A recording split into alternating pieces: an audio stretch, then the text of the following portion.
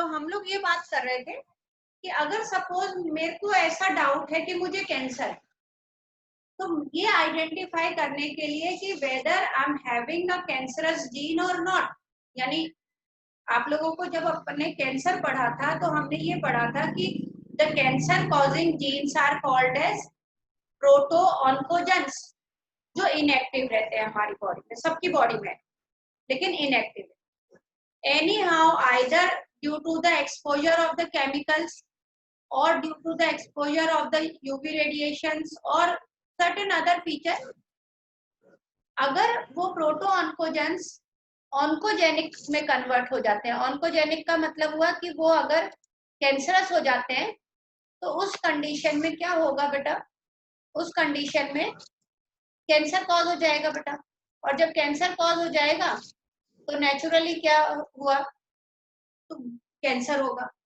Cancer अगर मुझे ये वहम हो जाए कि भाई मुझे कैंसर तो नहीं है, तो I will go for the molecular diagnostic, ठीक है, मैं मॉलिक्यूलर डायग्नोसिस के लिए जाऊंगी। वो लोग मेरा सैंपल लेंगे जिस भी मुझे लग रहा है कि कहीं मुझे सर्विकल कैंसर है या ब्लड कैंसर है या कोई भी पर्टिकुलर WBC का कैंसर, मतलब वही, या सोमैटिक सेल्स का कैंसर है, तो उसमें वो सैंपल लेंगे बेटा। और उस सैंपल में, क्योंकि अब मेरे अंदर कोई सिम्टम्स नहीं है कैंसर के, तो जब सिम्टम्स नहीं है तो वो पहले उसकी क्या करवाएंगे, पीसीआर, DNA का पीसीआर करवाएंगे, ये देखने के लिए कि प्रोटो ऑन्कोजन ऑन्कोजन में तो कन्वर्ट नहीं होगा। तो यहाँ पे इस वाले टॉपिक में क्या चीज इंपॉर्टेंट है वो चीज आपको बता रही हूँ। सबसे पहला क्वेश्चन तो आता है कि what are the technique used for the molecular diagnosis. पहला क्वेश्चन बनता है what are the techniques used for molecular diagnosis. तो उसमें आपका सिंपल सा आंसर है कि the technique used for molecular diagnosis are three. One is recombinant DNA technology, second is ELISA test, that is enzyme linked immunosorbent assay, and third is the PCR, that is polymerase chain reaction। अब इसमें कई बार केवल ELISA का full form आ जाता है कि what is the full form of ELISA, तो वो आपको पता होगा, एंजाइम लिंक्ड इम्यूनोसॉर्बेंट एसे। दूसरा क्वेश्चन क्या बनता है, दूसरा क्वेश्चन बेटा ये बनता है कि why we use molecular diagnosis instead of the conventional diagnosis, यानी कन्वेंशनल डायग्नोसिस के बजाय हम लोग मॉलिक्यूलर डायग्नोसिस क्यों करवाना प्रेफर करते हैं। तो उसमें हम आंसर देंगे कि the conventional by the conventional diagnosis we can detect the disease only once the number of the pathogen enhances and it start giving the symptoms of disease, यानी कि जब नंबर पैथोजन का इतना एनहांस हो जाता है कि डिजीज के सिम्टम्स अपीयर होने लग जाते हैं, only at that time the conventional diagnosis is successful, and whereas the molecular diagnosis can be done to detect the pathogen at a very early stage, at the very early stage मतलब जब disease के कोई symptoms नहीं। तो ये दो question हो गए। अब जो तीसरा क्वेश्चन इंपॉर्टेंट है और मोस्टली आता है, वो क्वेश्चन क्या आता है बेटा कि how the cancer can be detected by using the molecular diagnostic technique, कि कैंसर को कैसे डिटेक्ट किया जाए मॉलिक्यूलर डायग्नोस्टिक टेक्निक के थ्रू।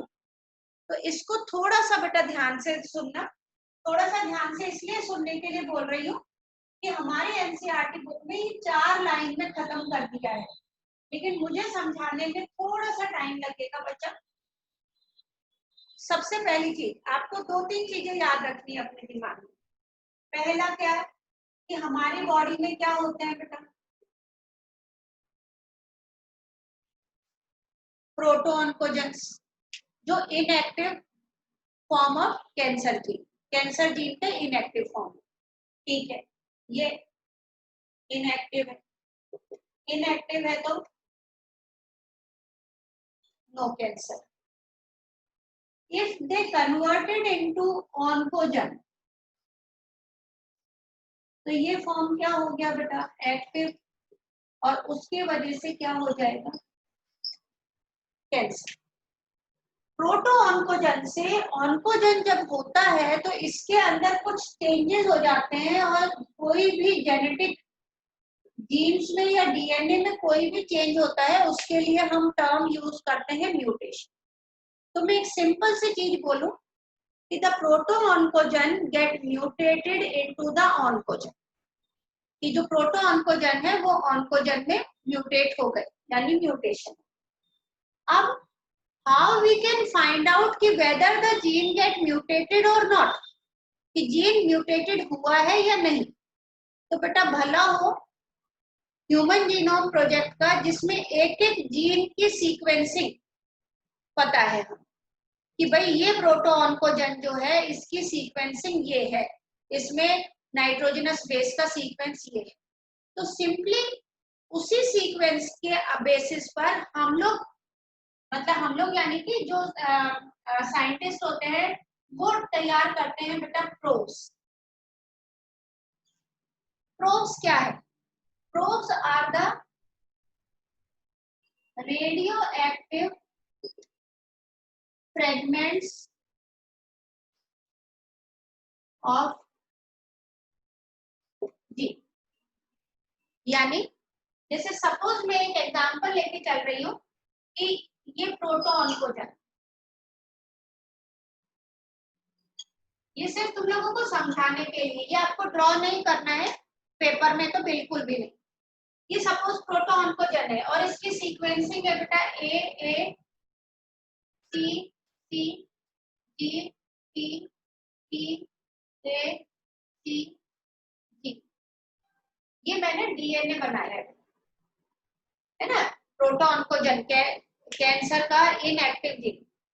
अब मैं सेम ये वाला जीन क्या बना लूंगी बेटा, रेडियो एक्टिव।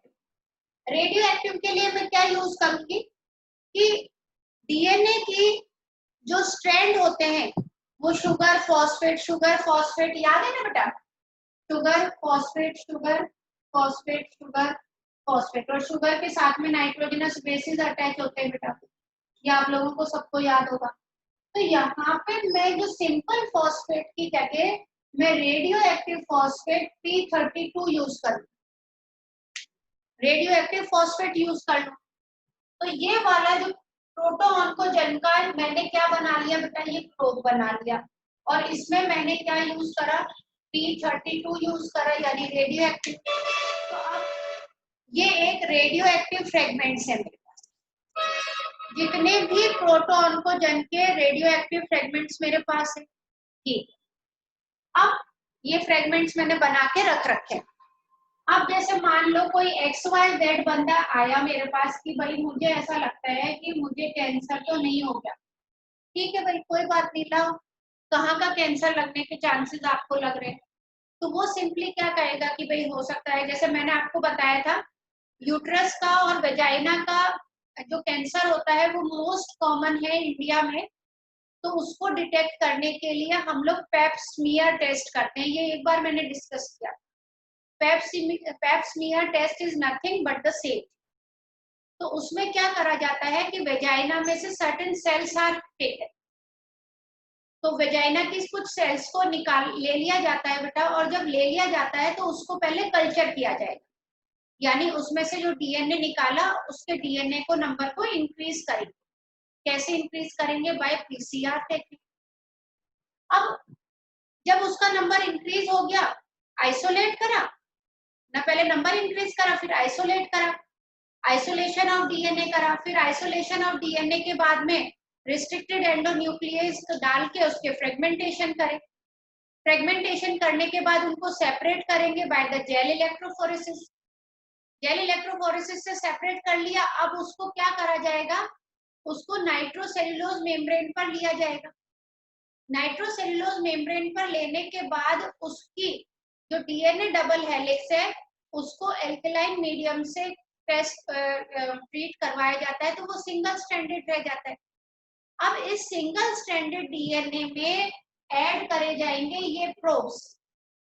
ठीक है, ये प्रोब्स ऐड करे जाएंगे। तो सपोज जो बंदा मेरे पास आया उसके जो डीएनए का सीक्वेंस निकला प्रोटो ऑन्कोजन का, वो सीक्वेंस निकला ए C T T A C और जी। ये कोई बंदा आया था ए पर्सन, एक दूसरा पर्सन आया मेरे पास बी, और उसका सीक्वेंस निकला बेटा A T C G T T A C और जी। अब क्या होगा, ये आइडेंटिफाई करने के लिए कि जीनोम चेंज हुआ है, सीक्वेंस चेंज हुआ है या नहीं, तो मैं इन प्रोब्स को इनके साथ अटैच करने की कोशिश करूंगी। यहाँ पे मैं एक मिस्टेक कर गई बेटा, क्योंकि ये प्रोब इसके कॉम्प्लीमेंट्री बनेंगे, तो मुझे ये चीज कॉम्प्लीमेंट्री बनानी है, ये मिस्टेक हो गई। ए का टी आएगा बेटा, T D D C A A T G और C। ये कॉम्प्लीमेंट्री करते हैं क्योंकि प्रोब हरदम कॉम्प्लीमेंट्री बनेगी। और इधर T A G G G T T A सी।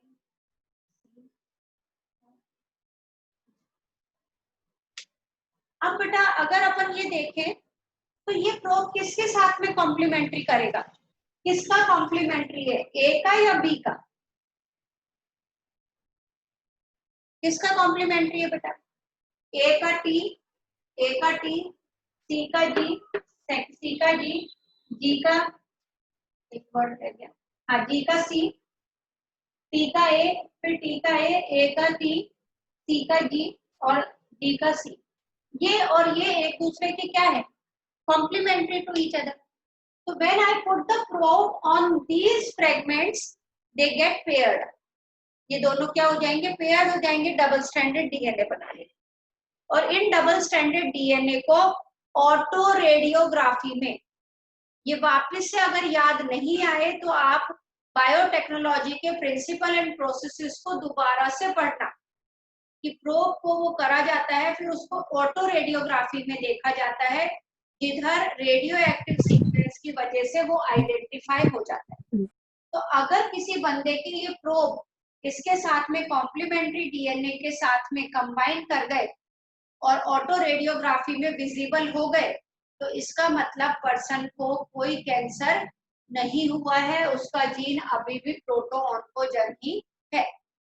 लेकिन अगर ये प्रोब इसके साथ कंबाइन नहीं कर सकता, क्योंकि ये दोनों एक दूसरे के कॉम्प्लीमेंट्री नहीं है, यहाँ पे कुछ सीक्वेंसेस में ये चेंज हो गए, ठीक है, तो कुछ सीक्वेंसेस चेंज होने की वजह से ये इसके कॉम्प्लीमेंट्री नहीं आएगा।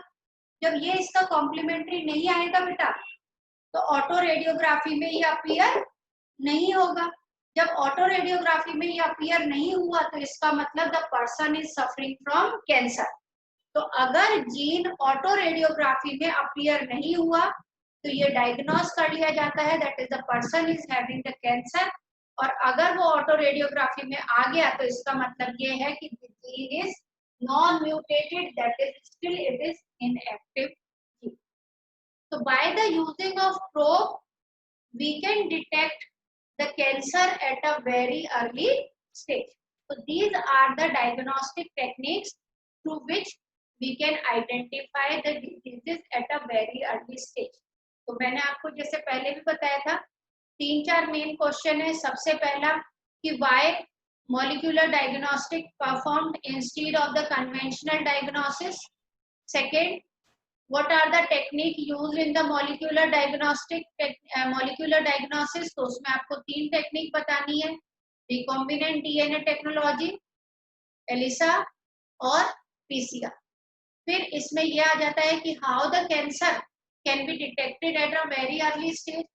तो by using the radio active probe वो कंप्लीट प्रोसेस होएगा, and if they appear on the radiography plate, by auto radiography में रेडियोग्राफी प्लेट पर अपीयर होते हैं, तो it means the person is not having the cancer, but if does not appear then the person is having the cancer. चौथा question जो बनता है वो ये बनता है कि एलिसा टेस्ट किसके लिए किया जाता है? तो ELISA test can be done for detecting the HIV positive, dengue or the chikungunya at a very early stage. So this is about molecular diagnosis feature. ये हमारा molecular diagnosis feature हो गया बेटा.